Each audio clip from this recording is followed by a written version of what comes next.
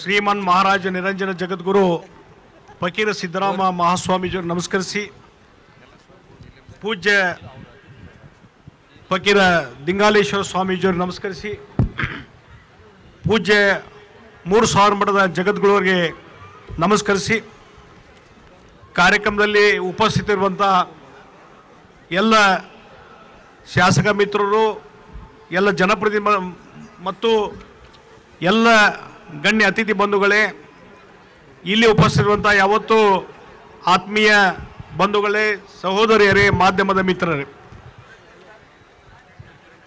6 ಗಂಟೆಯಿಂದ ಕಾರ್ಯಕ್ರಮ ನಡೀತಾ ಇದೆ. ಒಂದು ಅದ್ಭುತವಾದಂಥ ಕಾರ್ಯಕ್ರಮ ಇದು. ಪೂಜ್ಯ ಫಕೀರ ಸಿದ್ದರಾಮ ಮಹಾಸ್ವಾಮೀಜಿಯವರ ಅಮೃತ ಮಹೋತ್ಸವದ ಕಾರ್ಯಕ್ರಮ. ಬಹುಶಃ ಇದೊಂದು ಈ ರೀತಿಯಾದ ಧಾರ್ಮಿಕ ಕಾರ್ಯಕ್ರಮ ಹಲವಾರು ಬಾರಿ ನಾವು ನೋಡಿದ್ದೇವೆ. ಆದರೆ ಇಷ್ಟು ದೊಡ್ಡ ಪ್ರಮಾಣದಲ್ಲಿ ಲಕ್ಷಾಂತರ ಜನ ಸೇರಿ ಈ ರೀತಿಯಾದಂಥ ಒಂದು ಆನೆಯ ಅಂಬಾರಿ ಸಹಿತ ಪೂಜ್ಯರ ತುಲಾಭಾರ ಮಾಡಿದ್ದು, ಇದೊಂದು ಹುಬ್ಳಿ ನಗರದಲ್ಲಿ, ನಾಡಿನಲ್ಲಿ, ದೇಶದಲ್ಲೇ ಒಂದು ಇತಿಹಾಸ ನಿರ್ಮಾಣ ಮಾಡಿದಂಥ ಒಂದು ಧಾರ್ಮಿಕ ಕಾರ್ಯಕ್ರಮ ಅಂತ ನಾನು ಹೇಳ್ತೀನಿ. ಇದರ ಒಂದು ಯೋಜನೆಯನ್ನು ನಿರೂಪಣೆ ಮಾಡಿದಂಥವ್ರು ಪೂಜ್ಯರಂಥ ಫಕೀರ ದಿಂಗಾಲೇಶ್ವರ ಸ್ವಾಮೀಜಿಯವರು. ಒಂದು ತಿಂಗಳ ಹಿಂದೆ ಅವರು ಈ ರೀತಿಯಾದಂಥ ಒಂದು ಕಾರ್ಯಕ್ರಮ ಮಾಡಬೇಕಂತ ಹೇಳಿದಾಗ ನನಗೆ ನಂಬಲಿಕ್ಕೆ ಆಗಲಿಲ್ಲ. ಇಂಥ ದೊಡ್ಡ ಕಾರ್ಯಕ್ರಮ, ಈ ರೀತಿ ಆನೆಯ ಅಂಬಾರಿ ಸಹಿತ ಒಂದು ಪೂಜ್ಯರ ತುಲಾಭಾರ ಮಾಡುವಂಥದ್ದು ಏನಿದೆಯಲ್ಲ, ಬಹುಶಃ ನಾವು ಕಲ್ಪನೆ ಮಾಡಿಕೊಳ್ಳಿಕ್ಕೆ ಸಾಧ್ಯ ಇಲ್ಲ. ಅದನ್ನು ಯೋಜನೆ ಹಾಕಿದ್ರು, ತಮ್ಮ ಗುರುಗಳಿಗೆ ಆ ಒಂದು ಸನ್ಮಾನ ಮಾಡುವಂಥದ್ದು, ತುಲಾಭಾರ ಮಾಡುವಂಥದ್ದನ್ನ ಇವತ್ತು ಎಲ್ಲ ಭಕ್ತರ ದಾನಿಗಳ ಒಂದು ವಿಶ್ವಾಸ ತೆಗೆದುಕೊಂಡು ಅವ್ರಿಗೆ ಹುರಿದುಂಬಿಸಿ ಈ ಕಾರ್ಯಕ್ರಮ ಯಶಸ್ವಿ ಮಾಡಿದಂಥ ಫಕೀರ ದಿಂಗಾಲೇಶ್ವರ ಸ್ವಾಮೀಜಿಯವರಿಗೆ ನಾ ಹೆಚ್ಚಿನ ರೀತಿಯಂಥ ನಮಸ್ಕಾರಗಳನ್ನು, ಅಭಿನಂದನೆಯನ್ನು ಸಲ್ಲಿಸ್ತಾ ಇದ್ದೇನೆ. ಬಹುಶಃ ನಾನು ದಿಂಗಾಲೇಶ್ವರ ಸ್ವಾಮೀಜಿಯವರ ಹಿಂದೆ ಹಲವಾರು ಪ್ರವಚನ ಕೇಳಿದ್ದೇನೆ. ಇನ್ನು ಬರುವಂಥ ದಿವಸಗಳಲ್ಲಿ ಆ ಸಿರಟ್ಟಿಯಲ್ಲಿ ತಿಂಗಳಗಟ್ಟಲೆ ಅವರು ಪ್ರವಚನ ಮಾಡೋರಿದ್ದಾರೆ. ಮತ್ತೇನು ಇವತ್ತು ಈ ಒಂದು ಬಂಗಾರದ ಒಂದು ದಾನವನ್ನು ಸ್ವೀಕಾರ ಮಾಡ್ತಾ ಇದ್ದಾರೆ, ಅದು ವ್ಯಕ್ತಿಗತ ಆಗಲಿ ಮಠಕ್ಕಾಗಲಿ ಅಲ್ಲ, ಅದು ಒಂದು ಶೈಕ್ಷಣಿಕವಾಗಿ ಒಂದು ವ್ಯವಸ್ಥೆನ ಬದಲಾವಣೆ ಮಾಡಲಿಕ್ಕೆ ಈ ರೀತಿಯ ದಾನದಿಂದ ಬಂದಂಥದ್ದನ್ನ ಖರ್ಚು ಮಾಡುವಂಥ ಒಂದು ಯೋಜನೆಯನ್ನು ಸಹಿತ ಪೂಜ್ಯ ದಿಂಗಾಲೇಶ್ವರ ಸ್ವಾಮೀಜಿಯವರು ಹಾಕ್ಕೊಂಡಿದ್ದಾರೆ. ಹೀಗಾಗಿ ಒಂದು ಅದ್ಭುತವಾದಂಥ ಕಾರ್ಯಕ್ರಮ ಇವತ್ತು ನಡೀತಾ ಇದೆ. ಮತ್ತು ಅದರಲ್ಲಿ ಸಿರಟ್ಟಿಯ ಶ್ರೀಮಠ ಏನಿದೆ, ತನ್ನದೇ ಆದಂಥ ಒಂದು ವೈಶಿಷ್ಟ್ಯ ಕಾಪಾಡಿಕೊಂಡು ಬಂದಂಥದ್ದು. ನಮ್ಮ ಕುಟುಂಬಕ್ಕೂ, ಶೆಟ್ಟರ್ ಕುಟುಂಬಕ್ಕೂ ಮತ್ತು ಈ ಸಿರಟ್ಟಿ ಮಠಕ್ಕೂ ಬಹಳ ಒಂದು ಸಂಬಂಧ ಇರುವಂಥದ್ದು. ನಮ್ಮ ತಾಯಿಯವರು ಕಳೆದ ಅವ್ರ ಜೀವಿತ ಇರುವವರೆಗೂ ಸಹಿತ ಒಂದು 20-30 ವರ್ಷ ಪ್ರತಿ ವರ್ಷ ಪೂಜೆ ಮಾಡಿ ನಡ್ಕೊಳ್ಳುವಂಥದ್ದು ನಮ್ಮ ತಾಯಿಯವರು ನಾನು ನೋಡಿದ್ದೇನೆ. ಚಿಕ್ಕ ಬಾಲಕನಿದ್ದಾಗಿನಿಂದಲೂ ಆ ಒಂದು ಶ್ರೀಮಠಕ್ಕೆ ನನ್ನ ಕರ್ಕೊಂಡು ಹೋಗಿದ್ರು ಅವರು. ಅದಾದಮೇಲೆ ಈಗ ನಮ್ಮ ಕುಟುಂಬದ ಸದಸ್ಯರು, ನಮ್ಮ ಧರ್ಮ ಪತ್ನಿ ಮತ್ತು ಇನ್ನಿತರ ಎಲ್ಲ ಕುಟುಂಬದ ಸದಸ್ಯರು ಪ್ರತಿ ವರ್ಷ ಸಿರಟ್ಟಿ ಮಠಕ್ಕೆ ನಡ್ಕೊಳ್ಳುವಂಥದ್ದು ಇವತ್ತು ನಾವು ನೋಡ್ತಾ ಇದ್ದೇವೆ. ಆ ರೀತಿಯಾದಂಥ ಒಂದು ಶ್ರೀಮಠದ ವೈಶಿಷ್ಟ್ಯ. ಒಂದು ಇವತ್ತು ಬೇರೆ ಬೇರೆ ಮಠಗಳಿದ್ದಾವೆ, ಎಲ್ಲ ಇದ್ದಾವೆ. ಆದರೆ ಹಿಂದೂ, ಮುಸ್ಲಿಂ ಎಲ್ಲ ಜಾತಿ, ಎಲ್ಲ ವರ್ಗಗಳನ್ನು ಆ ಜನ ನಡ್ಕೊಳ್ಳುವಂಥದ್ದು ಒಂದು ಮಠ, ವೈಶಿಷ್ಟ್ಯವಾದಂಥ ಮಠ ಇದ್ರೆ ಅದು ಸಿರಟ್ಟಿಯ ಮಠ ಅನ್ನುವಂಥ ಮಾತನ್ನ ಈ ಸಂದರ್ಭದಲ್ಲಿ ಹೇಳ್ತೀನಿ. ಒಂದು ಕಡೆ ಹೇಳಿದ್ದಾರೆ, ಒಂದು ಕಡೆ ಮೌಲಾನಾ ಜಲಾಲುದ್ದೀನ್ ರೂಮಿ ಅನ್ನುವಂಥವ್ರು ಒಂದು ಮಾತನ್ನು ಹೇಳ್ತಾರೆ.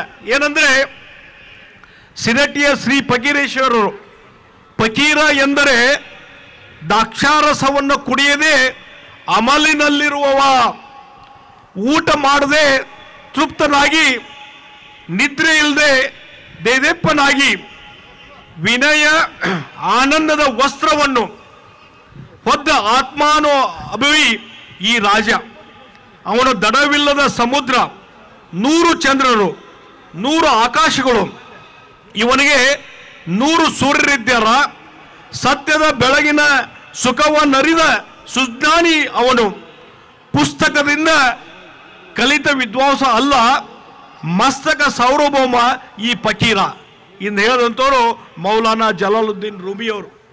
ಈ ರೀತಿಯಾದಂಥ ಒಂದು ವೈಶಿಷ್ಟ್ಯಪೂರ್ಣತೆ ಈ ಒಂದು ಶ್ರೀಮಠಕ್ಕಿದೆ. ಆ ರೂಮಿಯ ಮಧುರ ಮಾತುಗಳಂತೆ ಮೂರ್ತಿ ಬೆತ್ತಂತೆ ನಿಜ ಫಕೀರನಾಗಿ ಬಾಳಿದವರು, ಭಾರತದ ವೈವಾಹಿಕೆಯ ಸಾಕ್ಷಿ ಪತ್ನಿಯಂತೆ ಉಜ್ವಲ ಧ್ರುವತಾರೆಯಾಗಿ ಬೆಳಗಿದವರು ಸಿರಟಿಯ ಶ್ರೀ ಫಕೀರೇಶ್ವರರು. ಸಿರಟಿಯ ಶ್ರೀ ಫಕೀರೇಶ್ವರರು ಹೆಸರು ಫಕೀರ, ಉಸಿರು ಫಕೀರ, ಬಾಳ ಹಸಿರು ಫಕೀರ, ಪ್ರಜ್ಞೆಯ ಪ್ರಭೆಯಾಗಿ ಪ್ರಜ್ವಲಿಸಿದವರು. ಈ ದೇಶದಲ್ಲಿಯೇ ತಮ್ಮ ಹೆಸರಿನೊಂದಿಗೆ ಫಕೀರ ಎನ್ನುವ ಸೂಫಿ ತ್ಯಾಗದ ಹೆಸರನ್ನು ಬೆರೆಸಿಕೊಂಡ ಏಕೈಕ ಸ್ವಾಮಿ ಫಕೀರೇಶ್ವರ ಸ್ವಾಮೀಜಿಯವರು. ಫಕೀರೇಶ್ವರ ಸ್ವಾಮೀಜಿಯವರು ಈ ಫಕೀರೇಶ ಹಿಂದೂ ಮುಸ್ಲಿಂ ಭಾವೈಕ್ಯತೆಯ ಶಕ್ತಿ ಕೇಂದ್ರ, ಪ್ರಜಾತಂತ್ರ ವ್ಯವಸ್ಥೆಯ ದಿಕ್ಸೂಜಿ ಅಂತಿರುವ ಶ್ರೀ ಜಗದ್ಗುರು ಫಕೀರೇಶ್ವರ ಮಠ ನಮ್ಮ ಹೆಮ್ಮೆ, ನಮ್ಮ ಅಭಿಮಾನ ಅನ್ನುವಂಥ ಮಾತನ್ನ ಈ ಸಂದರ್ಭದಲ್ಲಿ ನಾನು ಹೇಳಿ ಬಯಸ್ತೇನೆ. ಈ ರೀತಿ ಒಂದು ಇತಿಹಾಸ ಇರುವಂಥದ್ದು ಬಹುಶಃ 16ನೇ ಶತಮಾನದಲ್ಲಿ ಈ ಮಠಕ್ಕೆ ಅಲ್ಲಿಂದ ಪ್ರಾರಂಭ ಆದಂತಹ ಒಂದು ಪರಂಪರೆ ಇವತ್ತು ಆ ಪರಂಪರೆ ನಡ್ಕೊಂಡ್ ಬಂದಿದೆ. ಹೀಗಾಗಿ ಇವತ್ತಿನ ಪೂಜ್ಯರಾದಂಥ ಫಕೀರ ಸಿದ್ದರಾಮ ಮಹಾಸ್ವಾಮೀಜಿಯವರು ಅವರು ನಮ್ಮ ಕುಟುಂಬಕ್ಕೆ ಬಹಳ ಒಂದು ಸಂಪರ್ಕ ವೈವಿಧ್ಯ. ನಮ್ಮ ತಂದೆಯವ್ರಿಗೂ ನಮ್ಮ ತಾಯಿಯವರಿಗೆ ಬಹಳ ಪ್ರೀತಿ, ವಿಶ್ವಾಸ, ಗೌರವ ಕೊಡುವಂಥ ಕೆಲಸವನ್ನು ಸಿದ್ದರಾಮ ಮಹಾಸ್ವಾಮೀಜಿಯವರು ಮಾಡಿದರು. ಯಾವಾಗ ಎಲ್ಲೇ ಭೇಟಿಲಾಗಲಿ ನಿಮ್ಮ ಕುಟುಂಬ ಹೆಂಗಿದೆ, ನೀವು ಆರಾಮಿದ್ದೀರೋ, ಸರಿಯಾಗಿರಿ, ಒಳ್ಳೇದು ಮಾಡ್ರಿ ಅನ್ನುವಂಥದ್ದನ್ನ ಸಿದ್ದರಾಮ ಸ್ವಾಮೀಜಿಯವರು ಯಾವಾಗಲೂ ಹೇಳ್ತಾ ಇದ್ರು. ಅವರ ಆಶೀರ್ವಾದ ಇವತ್ತಿದೆ. ಮತ್ತು ಈ ಮಠದ ಪರಂಪರೆ ತಕ್ಕಂತೆ ಪೂಜ್ಯರಂತ ಫಕೀರ ದಿಂಗಾಲೇಶ್ವರ ಸ್ವಾಮೀಜಿಯವರು ಆ ಪರಂಪರೆಯನ್ನು ಎತ್ತಿ ಹಿಡಿದು ಉಳಿಸ್ಕೊಂಡು ಬೆಳೆಸ್ಕೊಳ್ಳುವಂಥ ಒಬ್ಬ ಧೀಮಂತ ಸ್ವಾಮೀಜಿಯವರು ಫಕೀರ ದಿಂಗಾಲೇಶ್ವರ ಸ್ವಾಮೀಜಿಯವರು ಈ ರೀತಿಯಾದಂಥ ಒಂದು ಅದ್ಭುತ ಕಾರ್ಯಕ್ರಮ ಮಾಡಿ ಇವತ್ತು ಇಡೀ ಹುಬ್ಬಳ್ಳಿಯಲ್ಲಿ ನೋಡಿ, ಈ ಕಾರ್ಯಕ್ರಮ ಇವತ್ತು ಲಕ್ಷಾಂತರ ಜನ ಬಂದಾರ. ಇದು ಹಂಗೆ ಒಂದು ದಿವಸಕ್ಕೆ ಬಂದಿದ್ದಲ್ಲ, ಇದು ತಿಳ್ಕೊಂಬಿಡ್ರಿ. ಕಳೆದ 10-15 ದಿವಸದಿಂದ ಫಕೀರ ಸಿದ್ದರಾಮ ಸ್ವಾಮೀಜಿಯವರು, ಫಕೀರ ಸಿದ್ದರಾಮ ಮಹಾಸ್ವಾಮೀಜಿಯವರು ರಥಯಾತ್ರೆ ಮುಖಾಂತರ ಹುಬ್ಬಳ್ಳಿಯ ಧಾರವಾಡದ ಓಣಿ ಗಲ್ಲಿ ಕಾಲನಿ ಇವತ್ತು ಅಡ್ಡಾಡಿ ಪ್ರವಾಸ ಮಾಡಿ ಇವತ್ತು ಜಾಗೃತಿ ಏನು ಮಾಡಿದ್ರಲ್ಲ, ಅದೆಲ್ಲ ಭಕ್ತರು ಇವತ್ತು ಲಕ್ಷಾಂತರ ಭಕ್ತರು ಇಲ್ಲಿ ಸೇರಿದ್ದಾರೆ. ಅದರ ಒಂದು ಪುಣ್ಯ ಇವತ್ತು ನಮಗೆ ಸಿಕ್ಕಿದೆ. ಇಂಥ ಒಂದು ಕಾರ್ಯಕ್ರಮ ಮುಖಾಂತರ ಹುಬ್ಬಳ್ಳಿ ಜನತೆಗೆ, ಈ ಭಾಗದ ಜನತೆಗೆ, ನಾಡಿನ ಜನತೆಗೆ ನಾವೆಲ್ಲರೂ ಪುಣ್ಯ ಪಾವನರು ಅನ್ನುವಂಥ ಮಾತನ್ನ ಈ ಸಂದರ್ಭದಲ್ಲಿ ಹೇಳಿ, ಈ ರೀತಿಯಾದಂಥ ಜಾಗೃತ ಕಾರ್ಯಕ್ರಮವನ್ನು ಸತತವಾಗಿ ನಡೀಲಿ. ಅದರ ಮುಖಾಂತರ ಇವತ್ತು ಸಮಾಜದಲ್ಲಿ ಒಂದು ಬದಲಾವಣೆ, ಧಾರ್ಮಿಕ ಚಿಂತನೆಗೆ ನಾವೆಲ್ಲ ಈಡಾಗಬೇಕು, ಒಳಗಾಗಬೇಕು ಅನ್ನುವಂಥ ಮಾತನ್ನ ಈ ಸಂದರ್ಭದಲ್ಲಿ ಹೇಳಿ, ನಾವೆಲ್ಲರೂ ಈ ಕಾರ್ಯಕ್ರಮ ಭಾಗಿಸೋದು ನಾವೆಲ್ಲರೂ ಪುಣ್ಯವಂತರು ಅನ್ನುವಂಥ ಮಾತನ್ನ ಈ ಸಂದರ್ಭದಲ್ಲಿ ಹೇಳಿ, ಮತ್ತೊಮ್ಮೆ ಎಲ್ಲ ಶ್ರೀಗಳವರಿಗೆ ನಾನು ಅಭಿನಂದನೆ ಸಲ್ಲಿಸಿ, ಈ ಕಾರ್ಯಕ್ರಮ ಸಂಘಟನೆ ಮಾಡಿದಂಥವ್ರು ಇವತ್ತೇನೋ ಪೂಜೆ ಹೇಳಿದ್ರಲ್ಲ, ಎಷ್ಟು ಜನ ಇದರಲ್ಲಿ ದಾನಿಗಳು, ಎಷ್ಟು ಜನ ಇನ್ವಾಲ್ವ್ ಆಗಿದ್ದಾರೆ, ಇವನ್ನೆಲ್ಲ ಇನ್ವಾಲ್ವ್ ಮಾಡುವಂಥದ್ದು ಭಾಳ. ಆ ಶಕ್ತಿ ಅವರಲ್ಲಿ ಇದೆ ಶ್ರೀಗಳಲ್ಲಿ. ಆ ಶಕ್ತಿಯನ್ನು ಕ್ರೋಢೀಕರಣ ಮಾಡಿ ಇವತ್ತು ಎಲ್ಲರೂ ಒಗ್ಗಟ್ಟಿಸಿ ಇದು ಒಂದು ಎಲ್ಲಿಗೆ ಸಿಗ್ನಲ್ ಕೊಡ್ತದೆ ಅಂದರೆ, ಇಡೀ ಸಮಾಜ ಒಂದಾಗಿ ನಿಂತರೆ, ಒಗ್ಗಟ್ಟಾದ್ರೆ ನಾವು ಏನು ಬೇಕಾದ್ರೂ ಮಾಡಲಿಕ್ಕೆ ಸಾಧ್ಯ ಅನ್ನೋದು ಈ ಕಾರ್ಯಕ್ರಮ ಮುಖಾಂತರ ತೋರಿಸ್ತದೆ. ಅದಕ್ಕೆ ಇವತ್ತು ಈ ಕಾರ್ಯಕ್ರಮ ಮುಖಾಂತರ ಒಂದು ಧರ್ಮ ಜಾಗೃತಿ ಮಾಡಿದ್ದಾರೆ. ಅದು ಮುಂದುವರಿಬೇಕು ಅನ್ನುವಂಥದ್ದು, ಎಲ್ಲರೂ ಒಗ್ಗಟ್ಟಿನಿಂದ ಸಮಾಜವನ್ನು ಒಗ್ಗೂಡಿಸುವಂಥ ಕೆಲಸವನ್ನು ಮಾಡೋರು ಅನ್ನುವಂಥ ಮಾತನ್ನು ಈ ಸಂದರ್ಭದಲ್ಲಿ ಹೇಳಿ, ನಿಮ್ಮೆಲ್ಲರಿಗೆ ನಾನು ಹೃತ್ಪೂರ್ವಕವಾದಂಥ ಅಭಿನಂದನೆ ಸಲ್ಲಿಸಿ ನನ್ನ 4 ಮಾತು ಮುಗಿಸ್ತೇನೆ. ನಮಸ್ಕಾರ. ಜೈ ಹಿಂದ್, ಜೈ ಕರ್ನಾಟಕ.